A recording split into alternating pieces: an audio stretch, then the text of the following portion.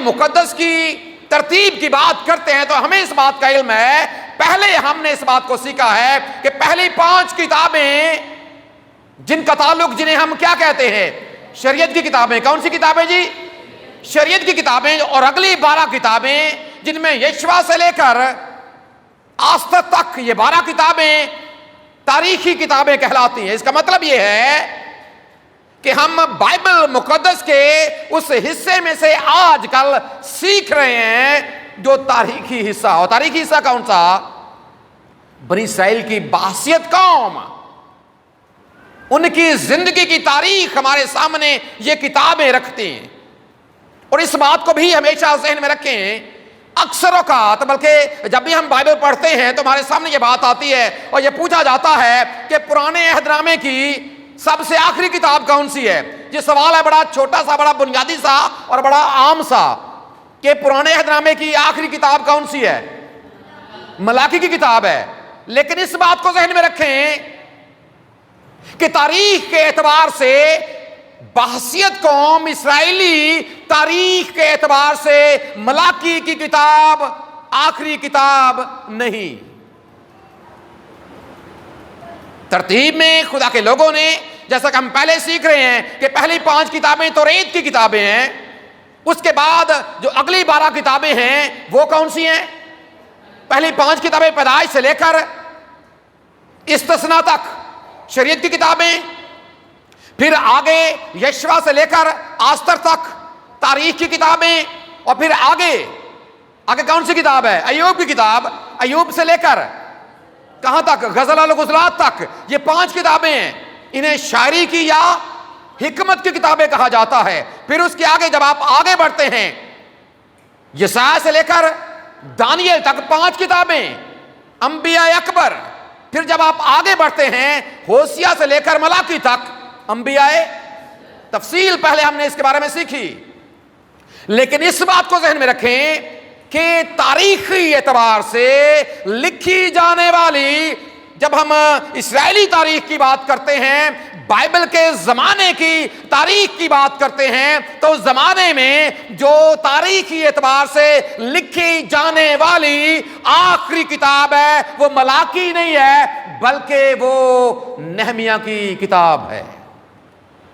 تاریخی اعتبار سے کیا ہے جی؟ نہمیہ کی کتاب تاریخی. اور تاریخ سے مراد اسرائیل کا آغاز، اور جب وہ اسیری میں چلے گئے، اور اسیری کے بعد جب خدا نے پھر یہ ممکن کیا کہ وہ واپس اپنے وطن میں لوٹ سکیں، یہ تاریخی اعتبار سے لکھی جانے والی بائبل کی تاریخ میں یہ تاریخی اعتبار سے بحثیت قوم اسرائیل کے لیے آخری کتاب ہے. اور پھر ہم یہ کہہ سکتے ہیں کہ یہ چیز آستر کی جو کتاب ہے یہ تو اس کے بعد لکھی گئی ہے. اس بات کو ذہن میں رکھیں، جو واقعہ آستر کی کتاب میں درج ہے وہ نہمیہ کے واقعے سے یا اسیری سے واپس آنے سے پہلے کا واقعہ وہ درج ہے. وہ ایک الگ سے واقعہ ہے. اس کے بارے میں ہم مزید تفصیل اگلے اتوار کو سیکھنے کی کوشش کریں گے. لیکن آج آپ اپنے ذہن میں یہ بات یاد رکھیں کہ تاریخی اعتبار سے ہم اسرائیلی تاریخ کی آخری کتاب کا مطالعہ کر رہے ہیں، اور وہ کتاب کون سی ہے؟ نہمیہ کی کتاب. اور اس میں سے ہم نے، اور اس بات کو بھی ذہن میں رکھیں کہ نہمیہ کا مطلب ہے کہ خدا آرام دیتا ہے. نہمیہ کا مطلب کیا ہے جی؟ خدا آرام دیتا ہے. اور جب ہم یہ سوچ کر اپنے بچوں کے نام رکھتے ہیں کہ یہ بھی ہمارے لیے آرام کا سبب بنے گا، پھر نہمیہ کی کتاب بھی آپ اس بات کو ذہن میں رکھیں کہ نہمیہ کی کتاب کے ذریعے سے بھی، اور خدا اپنے پاک کلام کے ذریعے سے، اپنے پورے پاک کلام کے ذریعے سے، چاہے آپ پیدائش سے لے کر مکاشفہ تک کی بات کرتے ہیں، آپ کا خدا آپ کو آرام دینا چاہتا، آپ کا خدا آپ کو سکون دینا چاہتا ہے، آپ کا خدا آپ کے ساتھ رہنا چاہتا ہے، آپ کا خدا آپ کے ہراول اور آپ کے چنڈاول رہنا چاہتا ہے، آپ کا خدا آپ کے آگے پیچھے دائیں بائیں رہنا چاہتا ہے. اور یہی اس کا وعدہ ہے، اور اس کے اکلوتے بیٹے نے وعدہ بھی کیا ہے کہ دیکھو میں دنیا کے آخر تک ہمیشہ تمہارے، لیکن شرط ہے کہ آپ اس کے ساتھ کو محسوس کرتے رہیں کہ آپ کا خدا، آپ اس احساس میں رہیں کہ میرا خدا مجھے دیکھتا ہے، میرا خدا مجھے، میں جو بھی کرتا ہوں میرا خدا کیا کرتا ہے؟ وہ مجھے دیکھتا ہے۔ جب آپ اس احساس میں رہیں گے تو پھر جو بائبل کا خدا جس کے بارے میں ہم یہ کہتے ہیں کہ وہ وعدوں کا سچا خدا ہے، وہ کبھی بھی آپ سے دستبردار، اور یہ اس کا وعدہ بھی ہے کہ میں تم سے کبھی دستبردار نہیں ہوں گا۔ آیات ہم نے تلاوت کی ہے، نہمیہ بھی ان لوگوں میں ہے جو اسیری کی حالت میں ہیں، اور ہم نے 3 بادشاہیوں کے حوالے سے، پہلی سپر پاور جس نے 10 قبیلوں کی سلطنت کو شکست دی، اسرائیلی سلطنت کو، اس کا نام ہم نے جانا اسوری۔ پھر اس کے بعد ایک اور سپر پاور آئی جس نے 586 قبل از مسیح میں 2 قبیلوں کی سلطنت جو یہودا کی سلطنت کہلاتی تھی اسے شکست دی، بابلی سلطنت۔ پہلی کون سی سپر پاور جی؟ پہلی کون سی؟ تاریخ کی باتیں ہیں یہ، اسوری، پھر اس کے بعد بابلی، اور بابلیوں کے بعد اب ایک تیسری، ہم نے اس بات کو پہلے سیکھا بھی عزرا کی کتاب کا مطالعہ کرتے ہوئے، ایک اور سلطنت جس نے زور پکڑا ہے، سپر پاور بنی ہے، اس نے بابلیوں نے شکست دی اسوریوں کو، اب بابلیوں کو شکست دے دی ہے فارسیوں نے، سپر پاور بن گئے ہیں۔ اور انہوں نے کیا کیا ہے؟ انہوں نے اپنی اس قانون کو چینج کیا ہے، کہ سیاسی چال چلی ہے۔ سیاسی چال کیا چلی ہے کہ ہم نے سیکھا تھا کہ اسوری اور بابلی قوموں کو اسیر بنا کر دوسرے ملکوں میں لے جاتے تھے۔ انہوں نے اعلان کیا کہ جو بھائی اسیری کی حالت میں آئے تھے، جنگی قیدی بن کر آئے تھے، وہ واپس اپنے اپنے وطن کو جا سکتے ہیں۔ لیکن یاد رکھیں یہ کیا تو زمین پر رہ کر ان سپر پاورز نے، اسوریوں نے جب وہ حملہ کیا تھا تو خدا نے ان کے بارے میں کہا تھا کہ میں غیر قوم کو استعمال کروں گا تمہیں سزا دینے کے لیے۔ بابلیوں نے بھی ایسا کیا، انہوں نے یروشلم کو آگ لگا دی، اور خدا نے پہلے، اور ہم نے اس بات کو سیکھا بھی ہے تواریخ کی کتاب کے آخری باب کی آخری آیات میں سے، کہ خدا نے اپنے اس کلام کو پورا کیا جو اس نے اپنے بندے مقدس یرمیہ کی زبانی فرمایا کہ ملک کیا اجاڑ پڑا رہے گا، اور یہ زمین سبتوں کا کیا پائے گی؟ سبتوں کا کیا پائے گی؟ آرام پائے گی۔ خدا ہر صورت اپنے پاک کلام کو پورا کرتا ہے۔ اور پھر یاد رکھیں، اب اگر آپ یسعیاہ نبی کے صحیفے میں سے اس کے 44ویں باب میں سے پڑھتے ہیں تو وہاں پر خدا نے یہ فرمایا کہ ایک وقت آئے گا جب تمہاری اسیری کا وقت پورا ہو جائے گا تو میں خورس کو، جو میرا ممسوح ہوگا، میں اسے استعمال کروں گا۔ وہاں پر لفظ ممسوح درج ہے، لیکن یہ غیر قوم ہے، اسوری بھی غیر قوم ہے، بابلی بھی غیر قوم ہے، فارسی بھی غیر قوم ہے، لیکن خدا انہیں استعمال کر رہا ہے، حالانکہ انہیں نہیں پتا وہ کیا کر رہے ہیں۔ لیکن یہ بات یاد رکھیں، زمین کے اوپر جو کچھ بھی ہوتا ہے، اور کئی بار یہاں پر رہتے ہوئے ہم بھی اکثر اوقات اس بات کا شکوہ کرتے ہیں کہ دوسری اقوام ہم پر حملہ کر دیتی ہیں، لیکن میری ذاتی آبزرویشن یہ ہے کہ اس میں اکثر اوقات اس حملے کے پیچھے ہمارے اپنے لوگوں کی سازش شامل ہوتی۔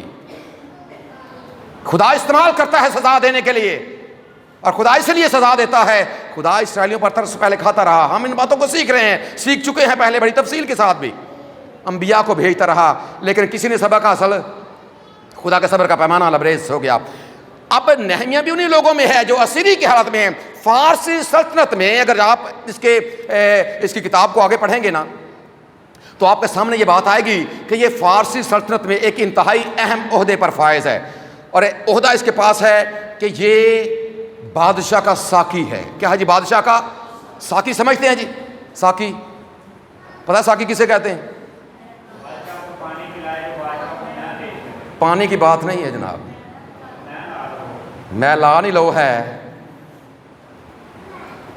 سنتے بھی ایسی باتوں کو شوق سے ہیں، اور پھر میرے خیال میں علی پور والے تو اس بات سے ناواقف ایل صاحب ہیں، ناواقف تو نہیں ہیں، جان دیں نہیں، دسو پھر جان دیں۔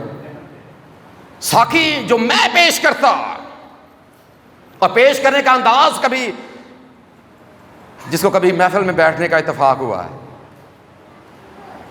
یہ بات ذہن میں، یہ بادشاہ کا ساقی، اور اس زمانے میں یہ آج تو یہ معاملات فرق ہو چکے ہیں، اس زمانے میں بادشاہ کا ساقی ہونا یہ اہم ترین جو سرکاری اہلکار ہوتے تھے نا، یہ ان میں اہم ترین عہدوں میں سے ایک بادشاہ کا ساقی ہونا، اور وہ بادشاہ کو کوئی بھی کھانا جاتا یا میں جاتی اس کی ذمہ داری تھی کہ پہلے وہ اس کو خود چکھے، تاکہ ایسا نہ ہو کہ کسی نے سازش کی ہو، اس میں کچھ ملا دیا ہو اور بادشاہ پیے اور جناب وہ ختم ہو جائے۔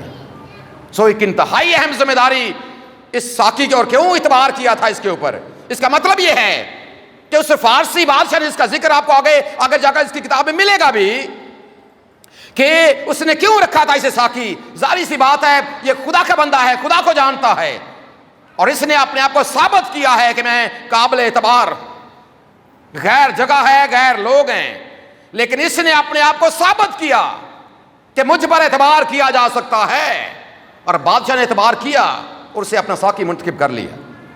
آج جو حوالہ تلاوت کیا گیا ہے، چونکہ یہ اب اسیری کی حالت میں ہے، واپسی کا فرمان جاری ہو چکا، واپسی کا جو فرمان ہے وہ جاری ہو چکا ہے۔ اب نہمیہ نے جب کچھ لوگ اس کے پاس آئے ہیں، حالانکہ یہ خود بڑے آرام میں ہے، خود بڑے سکون میں ہے۔ اب دیکھیں ایک اعلیٰ کرسی اگر آپ کے پاس، آپ کسی حکومت کا حصہ ہیں، ایک اعلیٰ کرسی آپ کے پاس ہے، ظاہر سی بات آپ تو بڑے سکون میں ہیں، کھانے پینے کے لحاظ سے، رہنے کے لحاظ سے، ہر لحاظ سے آپ بڑے سکون میں ہیں، لیکن اسے ایک فکر ہے جو آج ہمیں بھی ہونی چاہیے۔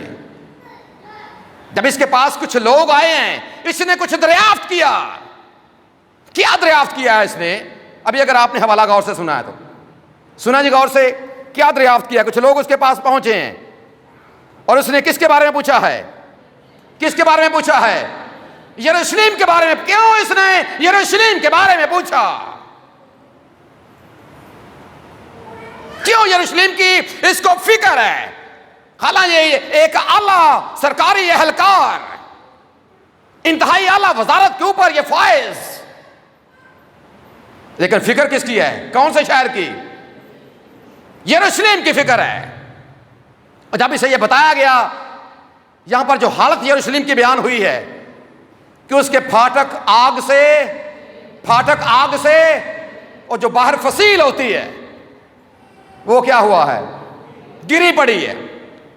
اور اس کی حالت آگے دیکھیں کیا ہو گئی ہے، کیا حالت ہو گئی ہے اس کی۔ اور یاد رکھیں جب یہ سننے کے بعد، جب آپ اگلی آیات کو پڑھیں گے، وہاں پر لکھا ہے کہ جب یہ بادشاہ کو میں پیش کرنے کے لیے گیا، اس کی پریشانی اس کے چہرے سے عیاں تھی۔ اور اس بات کو بھی نوٹ کر لیں، اس وقت کی تاریخ کی کتابوں یہ باتیں لکھی گئی ہیں کہ اس زمانے میں کوئی شخص، اور خاص طور پر کوئی سرکاری اہلکار، پریشانی کے ساتھ بادشاہ کے سامنے جاتا نہیں تھا۔ پریشانی سے مراد یہ ہے کہ اس کے دل کے اندر کوئی ایسی بات ہے، اور اس کا چہرہ بتا رہا ہے کہ یہ کسی سازش میں شریک ہے۔ اور جب اس کے چہرے کو بادشاہ نے دیکھا، اگر اگلا باب پڑھیں گے یہ بات آپ کے سامنے کھل کر ہے، بادشاہ نے پوچھا، نہمیہ تو میرے سامنے کبھی اس حالت میں نہیں آیا، آج کیا بات ہے؟ بادشاہ نے اس لیے پوچھا کہ ممکن ہے کہ نہمیہ کسی سازش میں ملوث ہو گیا۔ اس نے مجھے بتایا تو نہیں ہے کہ یہ کسی سازش میں ملوث ہے، لیکن اس کا چہرہ، اس کے چہرے کی رنگت، اس کی پریشانی مجھے بتا رہی ہے کہ یہ کسی سازش کا شکار ہو گیا، سازش میں ملوث ہو گیا ہے، میرے خلاف اس نے کچھ ساز باز کر لی، اور اس نے جھٹ سے اپنی کلیریفیکیشن دی ہے، جھٹ سے اپنی صفائی پیش کی ہے۔ اور اس نے بادشاہ کے سامنے کہا کہ بادشاہ سلامت، میرے اندر کوئی ایسی بات نہیں ہے، میں آج پریشان اس لیے ہوں کہ مجھے ایک خبر ملی ہے، اور خبر مجھے اس شہر کی ملی ہے جہاں پر میرے آباء و اجداد کی قبریں موجود ہیں، جہاں پر میرے آباء و اجداد دفن ہیں۔ اس شہر کی حالت کو دیکھ کر میں غمگین اور میں غمزدہ اور دکھی ہو گیا۔ یہ بات یاد رکھیں، بعض اوقات ہم بتاتے نہیں ہیں ہمارے اندر کیا چل رہا ہے۔ بعض اوقات کیا ہوتا ہے جی، ہم بتاتے نہیں ہیں کہ ہمارے اندر کیا چل رہا ہے، لیکن آپ کے چہرے کے اوپر لکھا ہوا ہوتا ہے کہ آپ نے کوئی نہ کوئی کام ایسا کر دیا ہے۔ آپ کا اترا ہوا چہرہ، بتائیں بے شک نہ آپ کا اترا ہوا چہرہ، آپ کے چہرے کی رنگت یہ بتاتی ہے کہ آپ نے کوئی نہ کوئی سازش کی ہے۔ وہ کسی کے خلاف ہو سکتی ہے، اپنے بھائی کے خلاف ہو سکتی ہے، خاندان کے خلاف ہو سکتی ہے، کلیسیا کے خلاف ہو سکتی۔ آپ سمجھتے ہیں کہ پتہ نہیں چلتا، پتہ چل جاتا ہے، یہ الگ بات ہے کہ اگنور کر دیا جاتا۔ نہمیہ کے ساتھ ایسا ہوا، اس کی پریشانی کا سبب کچھ اور ہے۔ کہ وہ شہر، اس کی فصیل ٹوٹی ہوئی ہے، اس کے پھاٹک آگ سے جلے ہوئے ہیں۔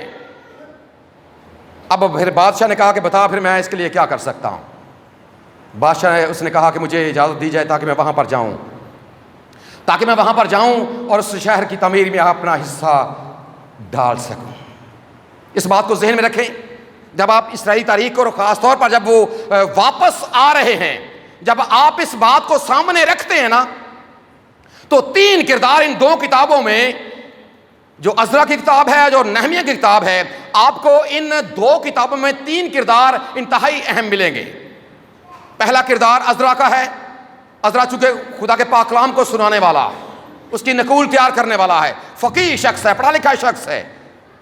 اس کے کردار کو دیکھیں کہ کس طرح ہم نے سیکھا تھا اس بات کو، کہ کس طرح اس نے اپنے دل کو کیا کر لیا تھا، آمادہ کا، اپنے دل کو تیار کر لیا تھا کہ کیا کرے، خدا کے پاک کلام کو سیکھے اور پھر اپنی زندگی میں اس پر عمل بھی کرے اور پھر لوگوں کو یہ بتائے۔ اس نے تو ایسا کیا، اپنا کردار ادا کیا۔ پھر ایک اور کردار زربابل کا کردار آپ کو ان کتابوں میں لکھا ہوا ملے گا۔ ہیکل کی تعمیر میں اس نے اپنا بنیادی کردار ادا کیا۔ ہیکل کو دوبارہ بنانے میں جو جل چکی تھی، اس نے بڑا خوبصورت کردار ادا کیا۔ اور پھر یہ نہمیہ آپ کے سامنے ہے۔ نہمیہ نے اس ٹوٹی دیوار کو بنانے میں اپنا خوبصورت کردار ادا کیا ہے، حالانکہ یہ اپنی جگہ پر سکون میں تھا، واپس آیا ہے، اسے مصیبت کا بھی سامنا ہے، پریشانی کا بھی سامنا ہے، اور اسے یاد رکھیں 2 طرح سے مسائل کا سامنا کرنا پڑا۔ 2 طرح کے مسائل۔ غیر اقوام نے بھی، جب آپ آگے پڑھتے جائیں گے نا اس کتاب کو، یہ باتیں آپ کے سامنے آتی جائیں گی، غیر اقوام کی طرف سے بھی، کہ یہ یہودی لوگ پھر سے بحال ہو رہے ہیں، یہ جناب پھر سے ہیکل کی تعمیر کر رہے ہیں، یہ شہر کی فصیل پھر سے بنا رہے ہیں، باہر سے الگ ان کو پریشانی ہے، بادشاہ تک یہ رپورٹ چلی گئی ہے، بھئی دیکھو یہ کیا کر رہے ہیں، نبوکدنضر نے تو اس کو ڈھا دیا تھا، یہ سازشی لوگ ہیں، یہ ایسے ہیں جناب، یہ ویسے ہیں، یہ الگ سے۔ لیکن اس کے ساتھ ایک اور مخالفت کا سامنا کرنا پڑا نہمیہ کو، اور وہ سازش تھی اپنے لوگوں کی سازش۔ وہ سازش تھی جو اپنے موجود تھے، بظاہر وہ خدا کے لوگ تھے، لیکن اندر ہی اندر وہ اس بات کی مخالفت کر رہے تھے کہ یروشلم کا شہر دوبارہ تعمیر نہ ہو، یہ ہیکل دوبارہ تعمیر نہ ہو، یہ دیوار دوبارہ تعمیر نہ ہو۔ اور اگر آپ اس کی تفصیل کو پڑھیں گے، اس کتاب کو گھر جا کر ضرور پڑھیے گا، جب اس نے اس دیوار کو تعمیر کیا ہے نا، تو جو لوگ کام کر رہے ہوتے تھے، ایک ہاتھ سے بیچارے اینٹیں لگاتے تھے اور دوسرے ہاتھ میں ان کا ہتھیار ہوتا، تلوار ہوتی تھی۔ کچھ پہرے دار بھی وہاں پر موجود ہوتے تھے تاکہ یہ ان کی حفاظت کر سکیں، نگہبانی کر سکیں، تاکہ یہ دیکھ سکیں کہ یہ کیا ہو رہا ہے، دیکھیں کہ بیرونی سازش اور اس کے ساتھ اندرونی سازش دونوں کا سامنا اس کو کرنا پڑا ہے، دونوں یہ معاملات اس کے سامنے آئے ہیں۔ اب بیرونی سازش کا تو پتہ ہوتا ہے بھائی یہ ہیں ہمارے مخالف، اب جو اندر سے لوگ یہ زیادہ خطرناک ہوتے ہیں، اس بات کو یاد رکھیں، چاہے وہ کسی خاندان میں ہیں یا کسی کلیسیا میں ہیں یا کسی ملک میں، وہ زیادہ خطرناک ہوتے ہیں جو اندر بیٹھ کر مخالفت کرتے ہیں۔ اور یاد رکھیں جو اندرونی سازش ہے، جب تک وہ موجود رہتی ہے، نہ ملک ترقی کرتا ہے، نہ کلیسیا ترقی کرتی ہے، نہ خاندان ترقی کرتا، نہ وہ آگے بڑھ سکتی ہے، جب تک جو اندرونی مخالفت ہے، جب تک وہ اس کا کلا کما نہ کیا جائے۔ اور جب اس کے سامنے یہ ساری باتیں آئی ہیں، اس نے ان باتوں کو محسوس کیا ہے کہ یہ باتیں کیوں ہیں، ایسا ہو رہا ہے۔ پھر اس نے کچھ قدم اٹھائے ہیں، پھر اس نے کچھ ایسے اقدامات کیے ہیں، اس نے کچھ ایسی اصلاحات کی ہیں جو بطور کلیسیا آج ہمارے لیے نمونہ، جو بطور کلیسیا آج ہم نے سیکھنی ہیں۔ عزرا کی کتاب میں سے ہم نے سیکھا 3 باتیں آپ کو یاد ہوں گی۔ اپنے دل کو تیار کرنا ہے خدا کے پاک کلام کو سننے کے لیے، پڑھنے کے لیے۔ دوسری بات تیار کرنا ہے اس پر عمل کرنے کے لیے۔ تیسری بات سکھانے والے چلیں، یہ سکھانے والوں کے لیے صرف ہے، باقی باتیں سب کے لیے ہیں۔ لیکن اس کی زندگی سے کیا سیکھ رہے ہیں؟ اس نے پہلی بات تو روزہ رکھا ہے، دعا کی ہے، پریشان ہو گیا اپنے اس شہر کے بارے میں۔ جو اصلاحات اس نے کی ہیں، جب آپ ان کے بارے میں جاننے کی کوشش کرتے ہیں. جب آپ 13واں باب ذرا نکالیں، یہ 13واں باب اسی کتاب کا، نہمیہ کی کتاب کا 13واں باب جب آپ نکالتے ہیں، اور 13ویں باب کی آپ آیت نمبر 3 آیت ذرا پڑھیے گا جی، آپ میں سے کوئی بھی.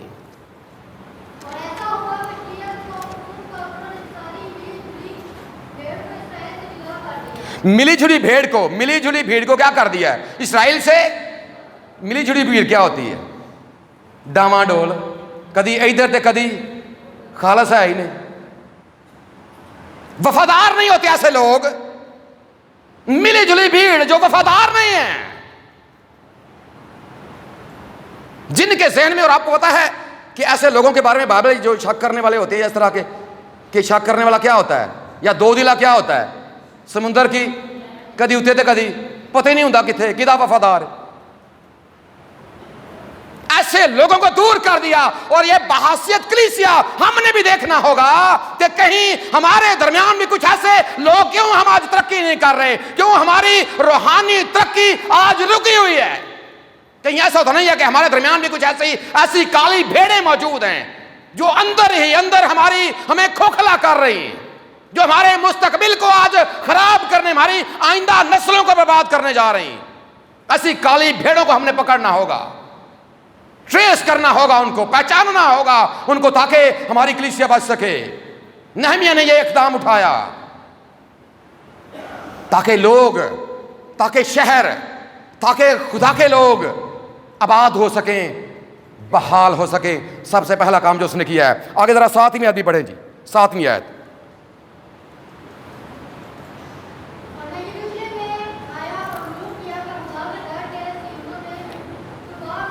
توبیہ کے واسطے کوٹھڑی تیار کرنے سے الیاسب نے کیسی خرابی کی ہے. اس کی تفصیل آپ جب سارا پڑھیں گے آپ کے سامنے آئے گی، لیکن میں آپ کے سامنے چند باتیں، چند مین پوائنٹ رکھ رہا ہوں. سب سے پہلا کام، ملے جلے لوگ. دوسری بات، ایسے لوگ جو خرابی کا سبب بنتے ہیں، ایسے لوگ جو کلیسیاؤں کے اندر خرابی کا سبب بنتے ہیں، صرف اپنا مطلب نکالتے ہیں. اور آج کی کلیسیا زوال پذیر کیوں ہے؟ بالخصوص اپنی بات کر لیں، بالعموم اوورال بات کر لیں، اس لیے زوال پذیر ہے کہ ہمارے اپنے لوگ ہمارے ساتھ مخلص نہیں. ٹریجڈی ہے یہ آج کی کلیسیا کی. اپلائی کرتے جائیں ساتھ ساتھ اپنے آپ کو، اپنی اس کلیسیا کو. اور اس شخص کو انہوں نے کیا کیا؟ باہر اٹھا کر باہر پھینک دیا ہے. کیا ہم میں جرت ہے؟ ہمیں بھی پتا ہے کہ ہمارے درمیان کون سی کالی بھیڑیں ہیں. کیا ہم میں یہ جرت ہے کہ ہم انہیں نکال باہر پھینکے کہ نہیں ہم نے ان کا بائیکاٹ کرنا؟ جرت ہے ہمارے اندر؟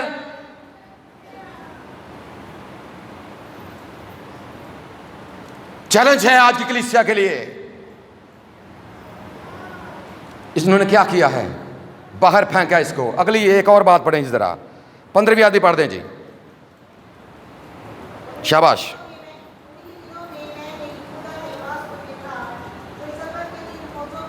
سبت کے دن کو پامال کرنا ہمارا بھی یہ وتیرہ. سبت کے دن کو خدا نے اپنا دن کہا ہے، ہم نے چرا کر اسے اپنے دنوں میں شامل کر لیا. سبت کے دن کے بارے میں ہم نے جب تاریخ کی کتابیں سیکھ رہے تھے، دوسری تاریخ میں سے خدا نے کیوں سزا دی اسرائیلیوں کو؟ بہت سے گناہوں کے علاوہ یہ گناہ بھی ان کی زندگی میں شامل تھا. خدا کے گھر کا کوئی احترام نہیں ہے، خدا کا کوئی احترام نہیں ہے. اور میری بھی یہ آبزرویشن ہے کہ ہم ہر چیز سے ڈرتے ہیں، معمولی سے کیڑے سے بھی ہم ڈر جاتے ہیں، لیکن اگر نہیں ڈرتے تو ہم قادر مطلق خدا سے نہیں ڈرتے. اس کا ڈر اور خوف ہماری زندگی میں شامل نہیں ہے. ہم نے نکال باہر رکھا ہے. اور جب تک یاد رکھیں خدا کا ڈر آپ کی زندگی سے دور رہے گا، خدا آپ کی زندگی سے دور رہے گا، کبھی خوشحالی، کبھی ترقی آپ کے درمیان نہیں آنے پائے گی. کیونکہ پاک کلام میں لکھا ہے کہ خداوند کا خوف علم کا شروع ہے. خداوند کا خوف دانائی کا کیا ہے؟ دانائی کا. جب تک خدا کا خوف نہیں مانیں گے. پھر ایک اور 10ویں آیت بھی ذرا، 10ویں آیت بھی پڑھ دیں جی. اس میں بھی ایک بڑا خوبصورت پوائنٹ ہے جی. 10ویں آیت کوئی بھی آپ میں سے.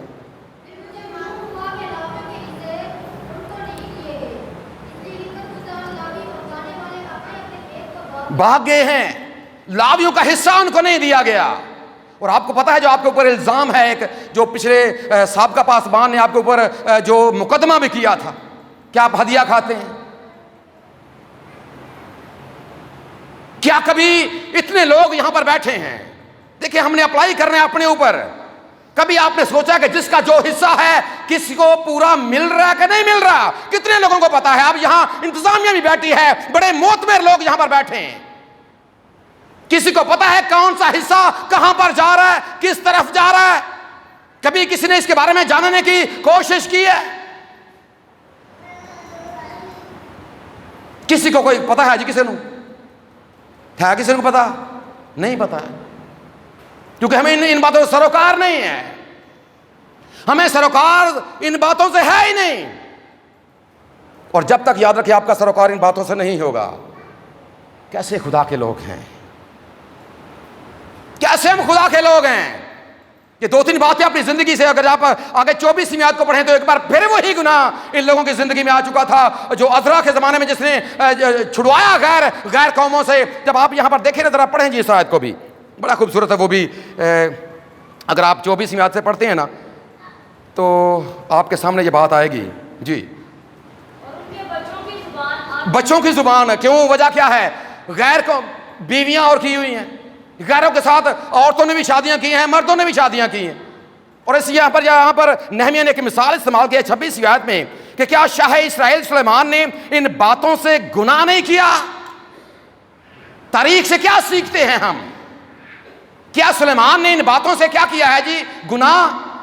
یہی لکھا ہے جی، یہی لکھا ہے۔ تو کیا ہم ایسے لوگوں سے نادا توڑنے کے لیے تیار ہیں؟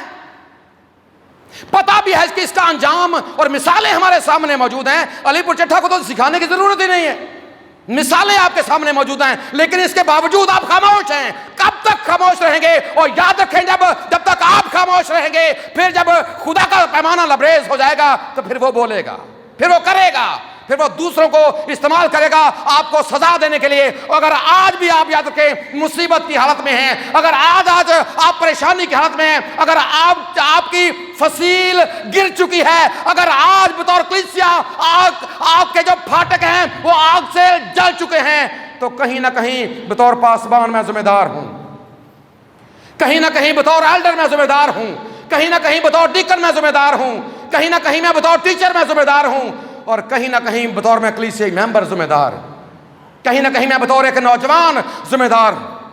ہم میں سے ہر کوئی ذمہ دار ہے، کس نے آگے بڑھنا ہے؟ نہمیہ نے قدم بڑھایا ہے دیوار کو تعمیر کرنے کے لیے۔ ایک اور آیت ذرا پڑھیں جی، دوسرے باب کی 17ویں آیت، اپیل کے طور پر دوسرے باب کی 17ویں آیت جی، شاباش۔ تب میں نے ان سے کہا، یہ نہمیہ بات کر رہا ہے لوگوں سے جی، میں نے ان سے کہا، خدا کے لوگوں سے وہ بات کر رہا ہے، تم دیکھتے ہو کہ ہم کیسی مصیبت میں ہیں۔ ذرا اسی بات کو تھوڑا سا سوچیں، آج میں بھی آپ سے کہتا ہوں کہ ہم کیسی مصیبت میں ہیں۔ مصیبت میں ہیں کہ نہیں جی؟ سچی بات کرنی ہے آپ نے، ہے مصیبت میں بطور کلیسیا؟ جی مصیبت میں ہیں، پھر آگے بڑھیں جی، آگے بڑھیں بیٹا جی۔ یروشلم اجاڑ پڑا ہے جی، آگ سے جلے ہوئے ہیں، آؤ یروشلم کی، یہ دعوت ہے، ایک دعوت نامہ ہے آپ کو، اور آج آپ کو دعوت دی جاتی ہے، آؤ یروشلم کی دیوار، آؤ علی پور چٹھا کی دیوار، اس کلیسیا کرسچن کمپاؤنڈ کی، مشن کمپاؤنڈ کی دیوار جو گر چکی ہے، آؤ دوبارہ سے اسے تعمیر کریں، آئیں اپنا حصہ سارے ڈالیں، بحیثیت پاسبان، ایلڈر، ڈیکن، سارے کے سارے، بیٹے بیٹیاں، نوجوان، بوڑھے، مرد، عورت، سارے آگے بڑھیں اور اپنی کلیسیا کی تعمیر اور ترقی میں اپنے کردار کو دعوت دی جاتی ہے سب کو۔ لیکن اس سے پہلے یہ بات یاد رکھیں، یہ کام ہم کو کرنا ہوگا کہ نہ صرف جسمانی اعتبار سے یہ فصیل گری ہوئی ہے، پھاٹک جلے ہوئے ہیں، اگر دیکھا جائے تو ہمارے ایمان کے پھاٹک بھی جل چکے ہیں، ہمارے ایمان کی دیوار بھی گر چکی۔ عملی طور پر کتنے لوگوں میں ایمان نظر آتا؟ سب سے پہلے ایمان کے بانی اور کامل کرنے والے خداوند یسوع مسیح کو اپنی زندگی میں لے کر آئیں، اپنے ایمان کو مضبوط کریں، پھر آگے قدم بڑھائیں، اپنے حصے کی اینٹ لگائیں، آج اپنے دل میں عہد کریں. دعوت آپ کو نہمیہ نے دے دی ہے, آپ کو پل پر سے بھی آج آپ کو دعوت دے دی گئی ہے کہ آئیں مل کر اس شہر کی فصیل جو گر چکی ہے, پھاٹک جو جل چکے ہیں, آئیں مل کر. وجہ اس کی کیا ہے؟ وجہ کیا ہے جی؟ تاکہ آگے کو ذلت کا نشان. ذلت کا نشان کیا ہوتا ہے؟ ہماری جو چاروں طرف بدنامی ہے. کئی بار الصف کہتے ہیں ہم نے ایسا کیا کیا ہے؟ مجھے نہیں پتا آپ نے کیا کیا ہے, لیکن کوئی بھی آپ کو اچھے لفظوں سے یاد نہیں کرتا. کیوں ایسا ہوتا ہے؟ کیوں ایسا ہوتا ہے؟ اس بات کو یاد رکھیں, جو آپ کرتے ہیں, جو یہاں پر ہوتا ہے, جب وہ باتیں باہر نکلتی ہیں یہ ایک خوشبو کی طرح ہوتی ہیں. اگر آپ یوحنا کی انجیل کا ذرا نکالیں اس حوالے کو بھی, یوحنا کی انجیل اور اس کا 12واں باب اس کی 30 آیت. یوحنا کی انجیل 12واں باب اور اس کی 30 آیت. شاباش, کوئی بھی آپ میں سے پڑھتے, بڑا خوبصورت واقعہ. جی جی.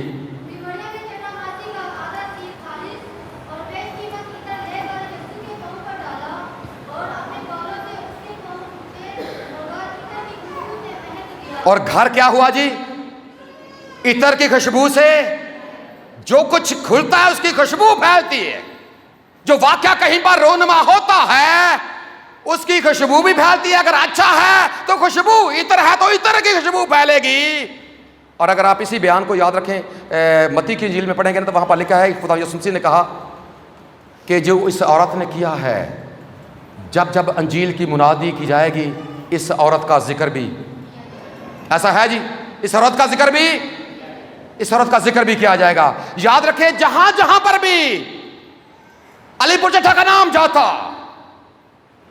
آئیے مل کر کوئی ایسا کریں کہ بجائے اس کے کہ لوگ ہمارے بارے میں باتیں کریں, لوگ یہ کہیں کہ نہیں پہلے جو وقت گزر چکا تھا اب وہ ذلت کا نشان پہلے تھے, لیکن اب ان کی زندگی میں واقعی تبدیلی آ چکی ہے اور علی پور چٹھا تبدیل ہو چکا ہے. خدا کی پاک مرضی یہی,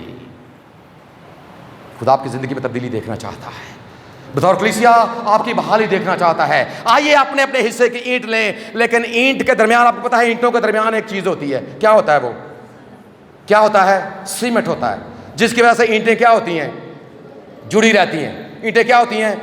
اور جب یاد رکھیں ان اینٹوں کے درمیان کئی بار ہم دکھانے کے لیے لگا دیتے ہیں, دکھانے کے لیے نہیں. اگر اینٹوں کے درمیان, اگر میرے اور آپ کے درمیان, کیا تم نہیں جانتے کہ تم خدا کا مقدس ہو؟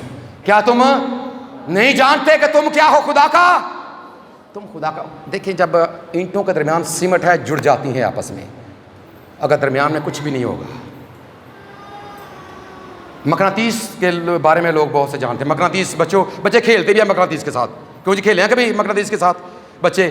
اب ہوتا کیا ہے, جو ایک ان کی ہوتی ہے جو سائڈ ایک دوسرے کو اپنی طرف کھینچتی ہے, ایسے ہی ہے بچوں, اور ایک کیا ہوتی ہے پرے دھکیلتی ہے. ایک کیا ہوتی ہے سائڈ ان کو جدا کر دیتی ہے.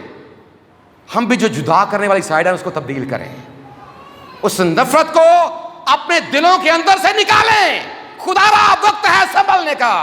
خدا را آج آپ کو خدا ٹائم دے رہا ہے, سنبھلیں, اس نفرت کو ختم کریں جو ایک دوسرے کے حوالے سے ہے, جو خدا کے گھر کے حوالے سے ہے. کیونکہ ہمارا معاملہ یہ ہے کہ جس کا کہیں پر بس نہیں نہ چلتا وہ کہاں پر چلاتا ہے؟ اس اپنی پالیسی کو تبدیل کریں اور وہ پالیسی اپنائیں کہ آپ ایک دوسرے کے ساتھ جڑ جائیں. اور وہ اس وقت ہوگا جب ہمارے درمیان نفرت نہیں, جب ہمارے درمیان خداوند یسوع مسیح ہوگا. آئیے قدم اٹھائیں, آئیے اپنے اپنے حصے کی دیوار. اگر آپ اس کتاب کو پڑھیں گے تو جہاں جہاں پر یہ دیوار تھی سب لوگوں نے اپنے اپنے حصے کی دیوار تعمیر کی ہے. آئیے ہم بھی علی پور چٹھا کی کلیسیا کی دیوار کو اپنے اپنے حصے, جتنا حصہ ہم ڈال سکتے ہیں, 1 اینٹ ہے, 2 اینٹ ہے, 3, جتنا ہم کرنا تو اتنا جتنا ہم کر سکتے ہیں, لیکن کریں اور اپنے خدا کو اپنے سامنے رکھیں. خدا نے عزرا کو کامیاب کیا, خدا نے زربابل کو کامیاب کیا, خدا نے نہمیہ کو کامیاب کیا, تو کیا خدا آپ کو ناکام دیکھنا چاہتا؟ آپ بھی ضرور کامیاب ہوں گے. کامیابی ضرور آپ کا قدم چومے گی اور ایک وقت آئے گا کہ یہاں سے خوشبو اٹھے گی اور ساری دنیا میں پھیل جائے گی, اور پھر یہ پتہ چلے گا کہ علی پور چٹھا کی کلیسیا واقعی خدا کی پسندیدہ کلیسیا ہے. ہمارا خدا اس پیغام کے وسیلے سے ہم سب کو برکت بخشے. آمین.